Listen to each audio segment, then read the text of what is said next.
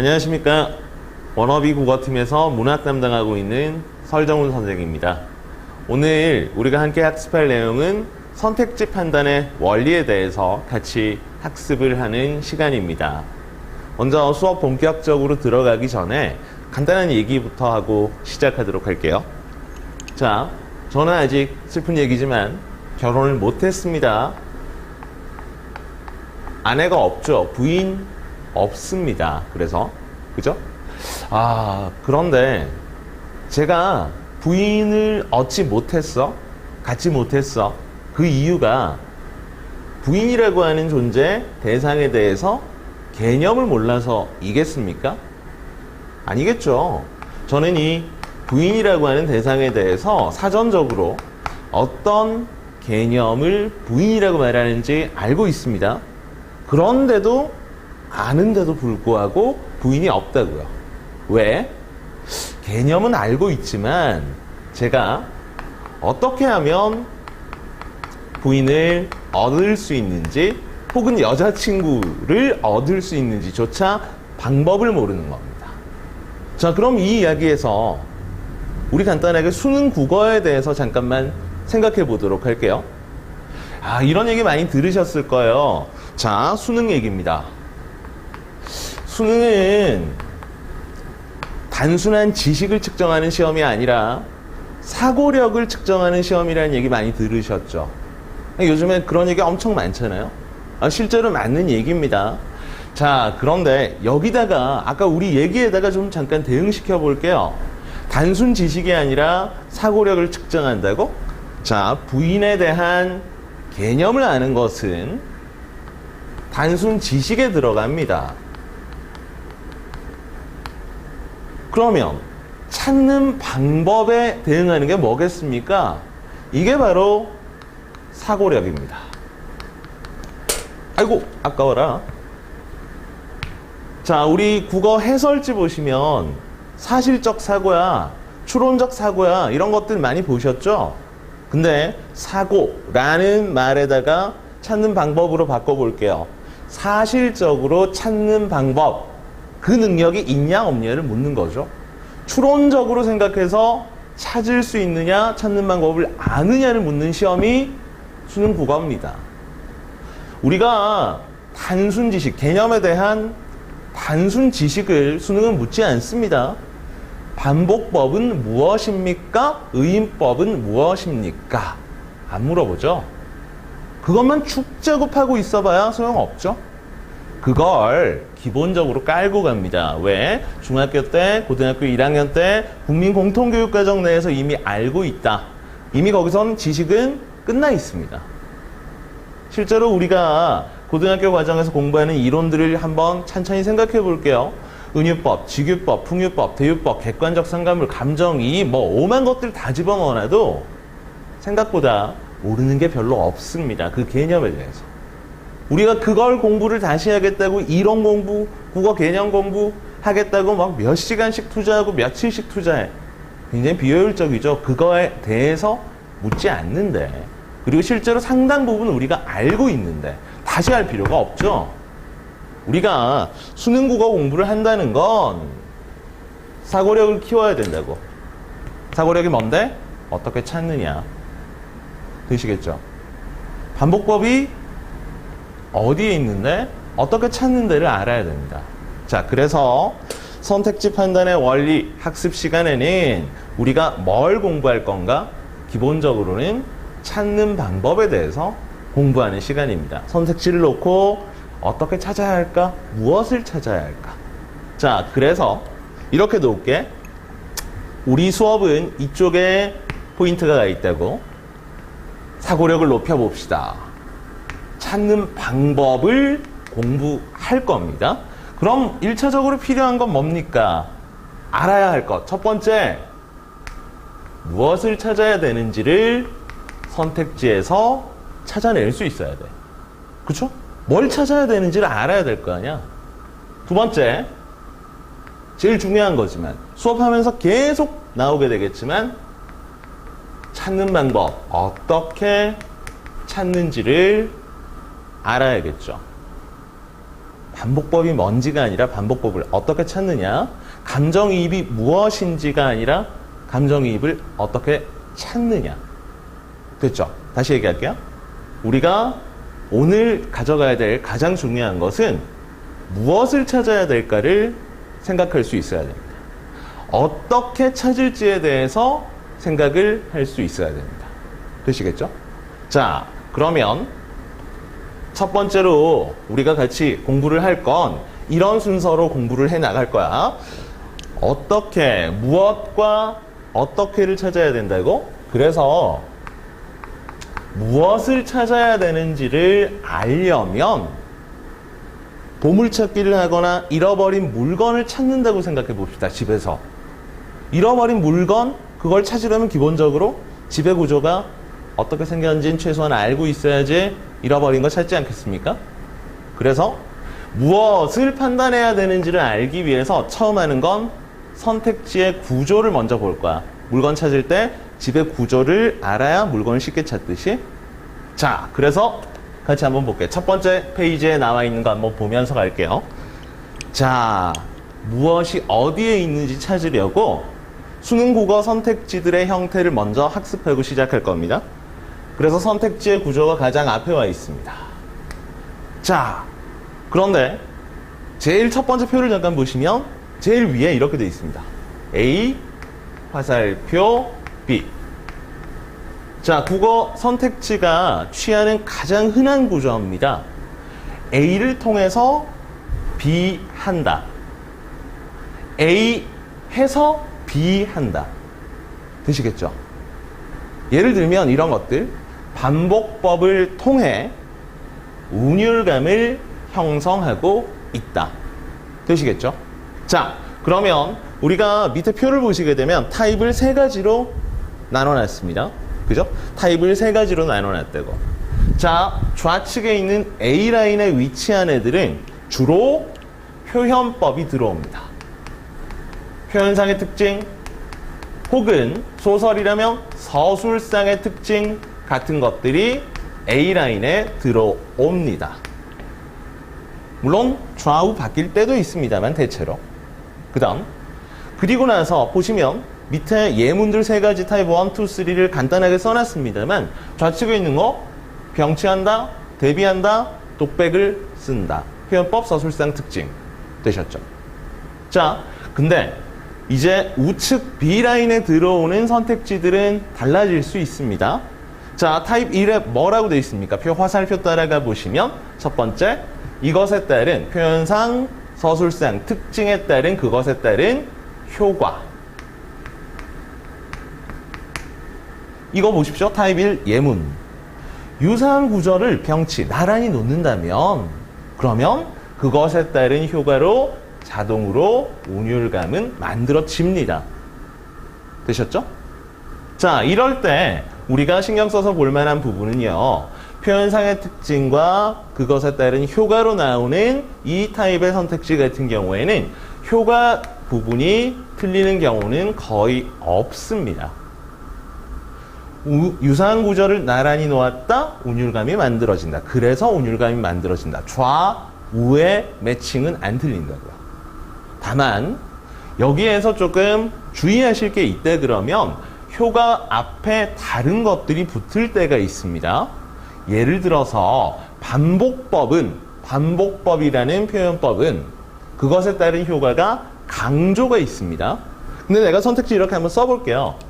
자, 똑같이 표현법 A라인에 반복을 잡았어.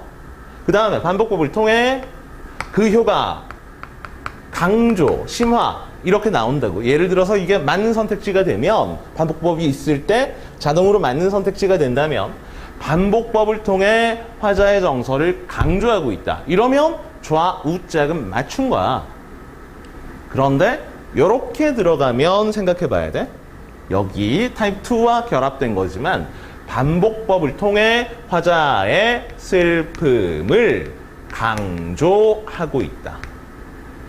되시겠죠? 이러면 여기에 대해서는 OX 판단을 다시 해주셔야 됩니다. 그런데 이렇게는 할 필요가 없다는 거죠. 무조건 맞으니까. 되셨죠? 자, 그럼 다시 타입 두 번째 보도록 합시다. 타입 두 번째입니다. 자, 두 번째 타입은 표현상의 특징이나 표현상의 특징이나 서술상의 특징이 A라인에 나오고 그 다음에 B라인에서는 화자의 정서나 태도나 분위기, 소설로 치면 인물의 심리나 성격 따위가 나오는 선택지. 이건 좌우를 다 찾아야 됩니다. 자, 그래서 이쪽 B라인이 뭐 간단하게만 합시다. 정서, 태도, 분위기나 인물의 성격이나 심리가 우측에 오는 경우. 되셨죠? 자, 그런 선택지들이 또 하나 존재합니다. 그럴 때는 왼쪽, 그 다음에 화자의 태도 둘 다 찾아야 돼. 다음, 세 번째 선택지 좌측 그대로 표현법, 우측 주로 소설에서 이런데 소설에 정말 이 내용이 있었냐 없었냐 단순히 정보 일치 여부 묻는 경우 혹은 사건이 정말 이 사건이 발생했는가를 묻는 경우 아니면 맥락적인 의미가 이게 맞는지를 묻는 경우 이것도 역시나 좌우는 다 판단하셔야 되겠죠. 자, 그런데 우리가 이렇게 선택지를 자르는 이유는 뭡니까? 찾아야 될 게 몇 개인지 무엇인지를 정확하게 알기 위해서 선택지를 나누어서 보는 겁니다. 자, 선택지가 1번 선택지라고 해서 하나라고 해서 하나 찾는 게 아니죠.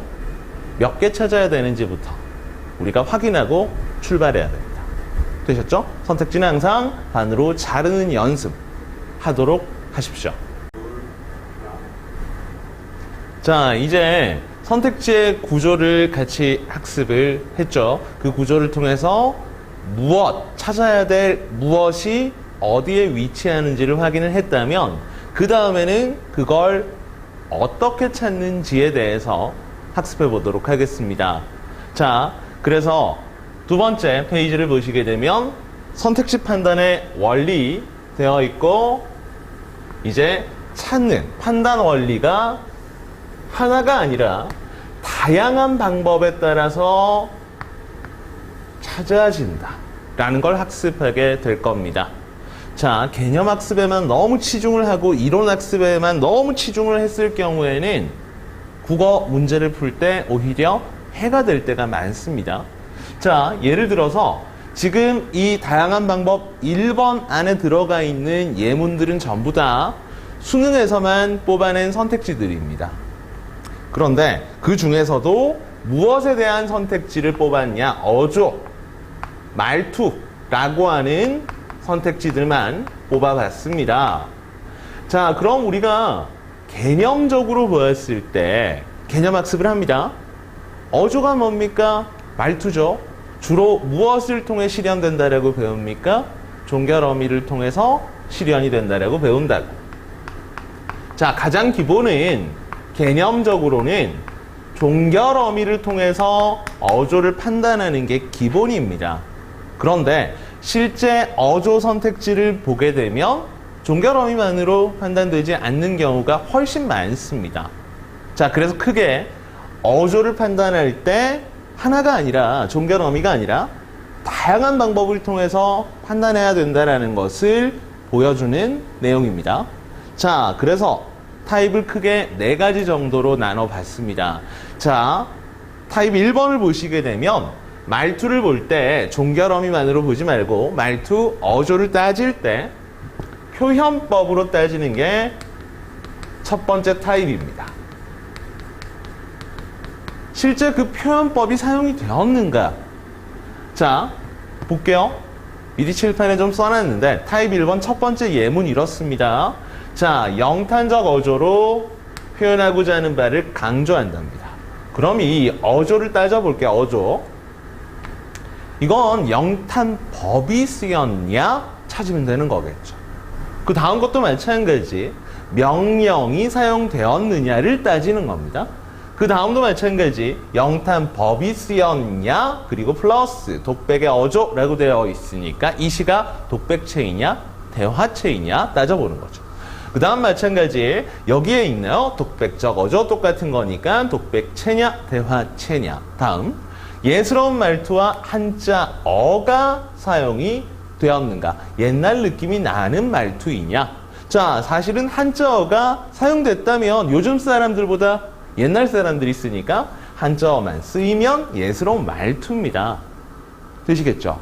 자, 그래서 표현법, 어조를 따질 때 첫 번째 타입은 표현법으로 그걸 만들어내기도 합니다. 두 번째 한번 볼까요? 자, 이쪽으로 오시면 타입 두 번째. 이번은 어조만 따로 빼놨습니다. 그지?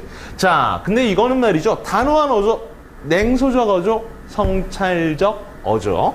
자, 얘들은 말이죠. 말투라기보다는 사실은 화자의 정서나 태도가 돼버리겠죠. 실제로 단호한 태도를 찾는 거지 단호한 말투를 찾는 게 아니란 말이죠. 냉소적 태도를 찾습니다. 대상에 대해서 부정적인 태도를 가지고 있느냐를 따져봐야지 종결어미만으로 대상에 대한 부정적 태도를 찾을 수 있습니까? 아니잖아. 즉 정서나 태도가 바탕이 돼야 돼. 예를 들어 이런 것도 성찰적 어조, 뭐 자주 나오는 또 이런 것도 있잖아. 반성적 어조. 아니 세상에 말투 자체가 어떻게 하면 반성적이거나 성찰적입니까? 반성적 말투다 해가지고 제가 죄송합니다 뭐 이렇게 해야지 반성적 어조입니까? 아니죠. 우리가 따져봐야 되는 건 화자의 정서나 태도를 따져서 판단해야 되는 경우입니다. 되셨죠? 자, 세 번째 타입 한번 보도록 할게. 야, 세 번째 타입은 상당히 주관적인 요소들이 많이 개입되는 어조들입니다. 자, 예를 들어서 이거 한번 보고 얘기합시다. 경쾌하고 발랄한 어조. 그 다음 부드러운 어감의 표현. 자, 일단 위에 거 먼저 얘기할게요. 경쾌하고 발랄하답니다.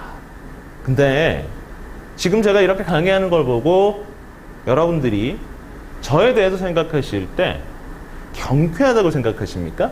발랄하다고 생각하십니까? 자, 그건 받아들이는 사람에 따라서 다르겠죠. 저는 제 자신이 굉장히 경쾌하고 발랄한 사람이라고 생각을 하는데 아니라고 생각하는 사람들도 상당히 많겠죠. 왜? 사람들마다 이걸 판단하는 기준이 다르기 때문에 그렇죠. 질의 문제가 들어가죠.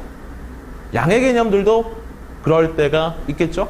많다라고 했을 때 양의 개념이 들어가면 어떤 사람은 많다고 느끼고 똑같은 걸 보고 어떤 사람은 작다고 느낄 수도 있죠. 자, 이런 주관적인 요소가 개입될 때는 선택치를 우리가 어떻게 바꿔주면 좋은가? 플러스 마이너스 정도로 바꿔주시는 게 유리합니다.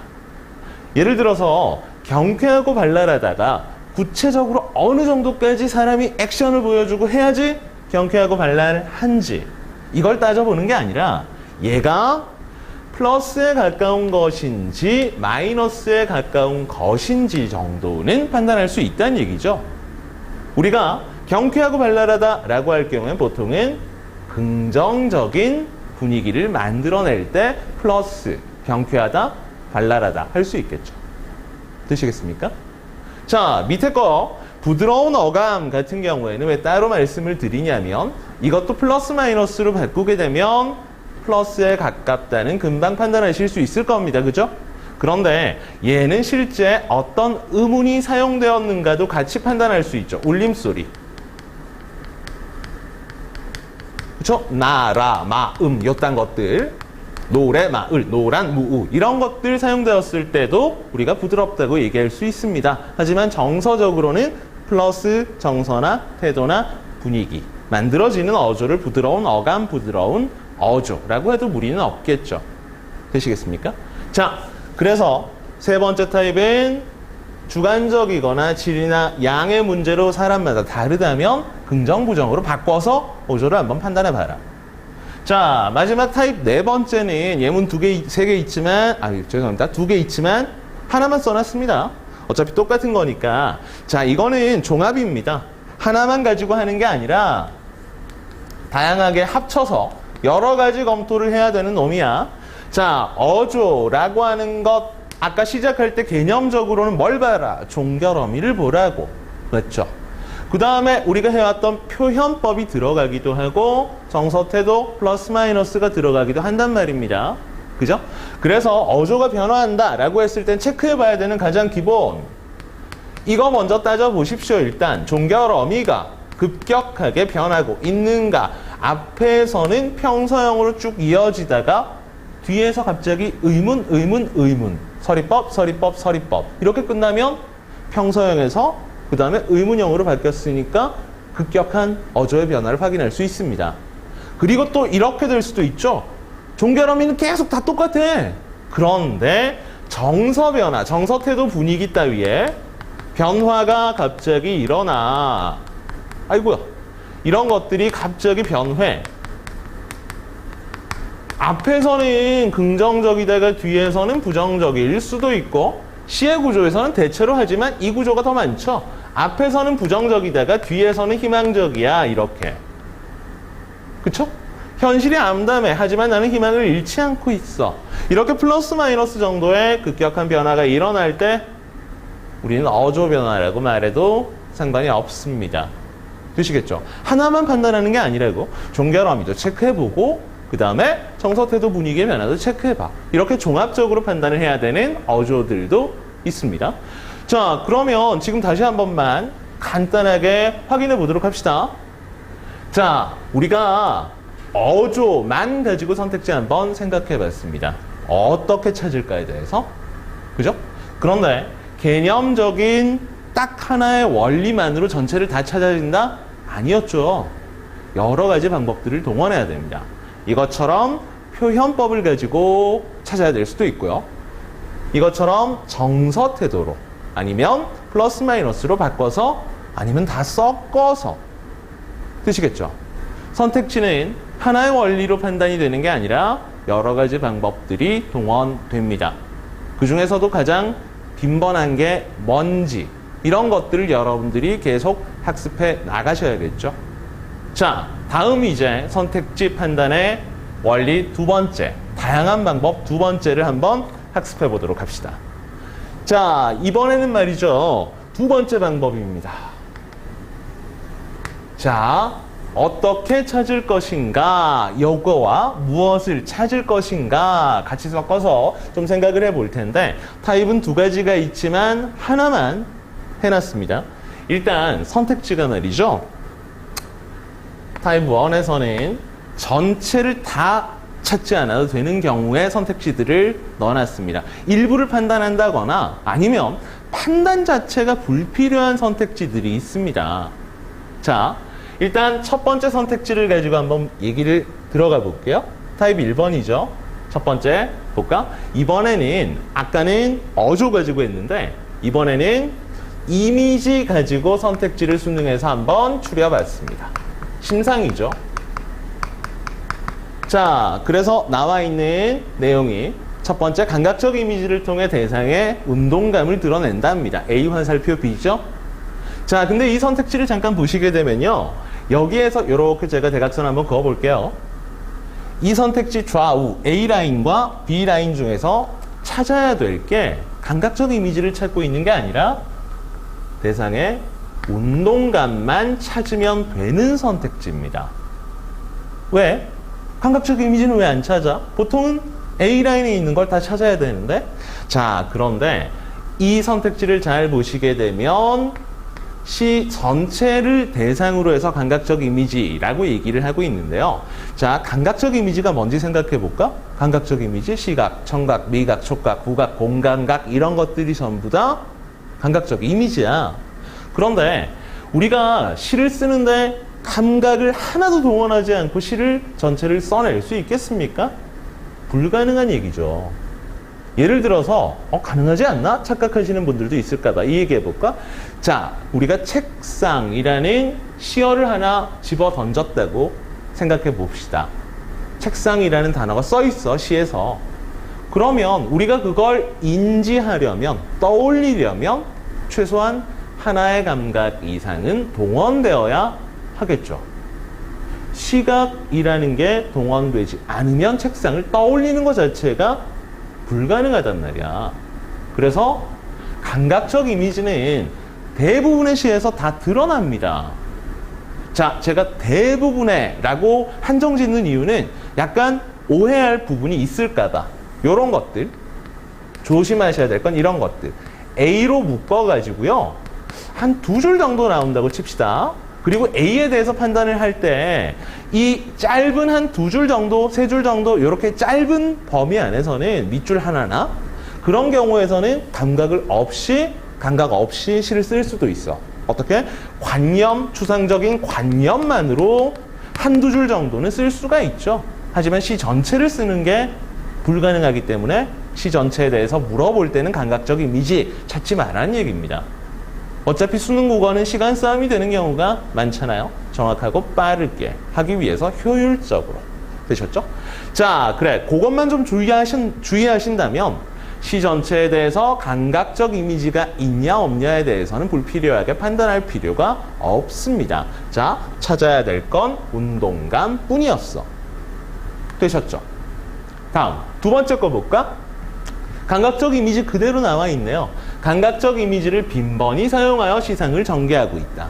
하지만 여기에서는 찾아야 될 부분이 감각적 이미지를 빈번히 사용했는가 찾아야 됩니다. 위에랑 뭐가 다른데 여기에서 요게 들어가 있잖아. 빈번히. 횟수가 들어가 있다고. 그쵸? 자, 빈번하다, 다양하다. 하게 되면 둘 다 사전 안에 찾아보시게 되면 여러라는 말이 들어가 있는데 그 여러라는 말이 다시 사전을 찾아서 보시게 되면 한둘이 아닌 그 이상의 것을 여러라고 설명하고 있습니다. 그러면 빈번하다와 다양하다는 개수로 몇 개 이상이 되는 거야? 3개 이상이 된다고. 그래서 제시문에서 감각적 이미지가 3개 이상 있는지 개수를 체크하셔야 되는 선택지입니다. 되셨죠? 다만 이 우측 B라인에 있는 시상을 전개하고 있다? 얘는 따질 필요가 없겠죠. 시상을 전개한다라고 하는 건 시 전체를 일컫는 말이니까. 그렇죠? 시 전체가 처음부터 끝까지 이어지는 게 시상 전개니까 우리가 이걸 판단할 필요는 없습니다. 되셨죠? 그래서 이번에는 A라인만 찾으면 돼. 자, 세 번째 선택지. 얘는 좀 더 재밌습니다. 자, 볼게요. 감각적 심상을 활용하여와 첫 번째 거랑 똑같네. 안 찾아. 왜? 100% 있으니까. 이거 없이 쓰는 게 훨씬 더 어려워. 맞죠?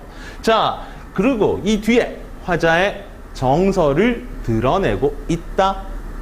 얘도 안 찾아도 됩니다. 와, 그러니까 갑자기 얘도 안 찾아도 돼? 아닌 것 같은데? 생각하는 사람들 많죠? 자, 어떤 사람들이 이게 아닌 것 같죠? 라고 많이 생각을 하냐면요. 정서를 드러내고 있다라고 하는 것을 이렇게 생각하는 경우 표출되었느냐 아니냐 그걸 생각하신 분들은 이걸 찾아야 된다고 생각했을 겁니다. 자, 그런데 정서가 직접 표출되었냐 간접 표출되었냐 아니면 절제되었냐를 따지는 선택지와 지금 선택지는 모양이 좀 다릅니다. 자, 화자의 정서가 직접 표출이냐 간접 표출이냐 절제냐 이런 것들을 따져야 되는 선택지는요, 이 사이에 어떻게 라고 하는 말이 끼어 들어가 있습니다. 뭐 간단하게 말씀드리면 정서를 직접적으로 혹은 강하게 혹은 간접적으로 따위의 말들이 끼어 들어가 있어. 그럴 때 우리가 이 레벨을 가지고 어떤 게 강한지 약한지 혹은 감췄는지 이걸 따져보는 거라고.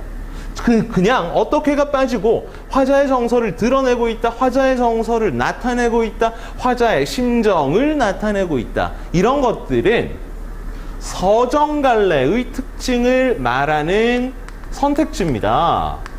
자, 시를 우리가 서정갈래라고 말하죠.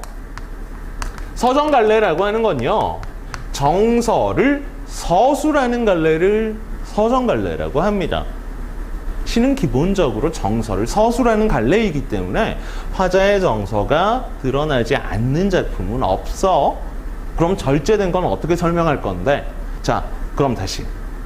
화자의 정서가 절제되어 있다 라고 하면 정서는 있는 겁니까? 없는 겁니까? 있는 거죠. 있는데 감추고 있다는 얘기 아니겠습니까? 감췄다라는 걸 우리가 어떻게 알았는데 드러내고 있으니까 우리가 있다는 걸 알았다는 얘기는 정서가 드러났다는 얘기입니다. 다만 감추는 기술을 썼다는 거거든. 자, 다시 기억해야 될 것. 정서를 어떻게가 빠지고 그냥 정서를 드러낸다, 정서를 나타낸다, 심정을 드러낸다, 나타낸다. 어떻게가 빠졌으면 항상 맞는 선택지. 따라서 이 선택지 다시 볼까? 감각적 심상을 활용하여 화자의 정서를 드러낸다. 서정갈래의 특징. 항상 있고 싫으면 항상 맞고. 이 선택지는 따질 필요가 없는 선택지. 왜? 항상 맞으니까. 되셨죠? 자, 그럼 타입 2번에 있는 것들을 보시게 되면 이건 간단하니까 타입 2번은 좌우건 아니면 선택지를 전부 다 판단해야 되는 것들입니다. 되시겠죠? 자, 그러면 오늘 했던 거 한번 간단하게 생각해 보도록 합시다. 자, 오늘 했던 내용들이 이랬습니다. 우리가 수능 국어에 대해서 생각을 해볼 때 지식 측정 시험이 아니기 때문에 사고력 측정 시험이기 때문에 뭘 공부해야 된다고? 찾는 방법을 공부해야 된다고. 그쵸? 자, 그러면 찾으려면 어떻게 해야 됩니까? 사고력을 키워야 돼. 그죠? 찾는 방법을 늘리려면 어떻게 해야 돼? 뭘 찾아야 되는지를 일단 알아야 돼. 무엇을 찾아야 하는지 그걸 알기 위해서 했던 게 선택지의 구조를 먼저 살펴봤습니다.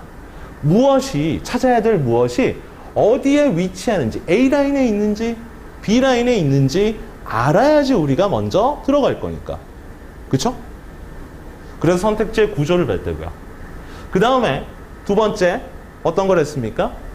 이 무엇을 어떻게 찾아야 되는가에 대해서 생각해 봤죠. 첫 번째 어조를 가지고 어떻게 찾는지 방법에 대해서 공부를 했는데 그 방법은 하나가 아니라 여러 가지가 될 수도 있다라는 걸 같이 학습을 했죠. 그래서 개념 하나만으로는 찾는 거와는 다른 문제가 발생을 하더라라는 걸 확인을 했습니다. 그 다음 세 번째 했던 게 뭐였습니까? 이것도 판단의 원리에서 판단의 다양성, 찾아야 될 게 있고 안 찾아야 될 게 있다라고 얘기를 했단 말이죠. 자, 그래서 불필요한 시간들 줄이고 그 다음에 괜히 쓸데없는데 에너지 낭비하는 것, 함정에 빠지는 것 피하기 위해서 같이 학습을 해봤습니다. 자, 앞으로 진행되는 수업들에서 이제 다른 개념들 혹은 다른 형태의 예외적인 선택지들을 보면서 우리는 무엇을 어떻게 찾는가 라는 학습을 진행할 예정입니다. 자, 오늘 강의는 여기까지 진행하도록 하겠습니다. 자, 감사합니다.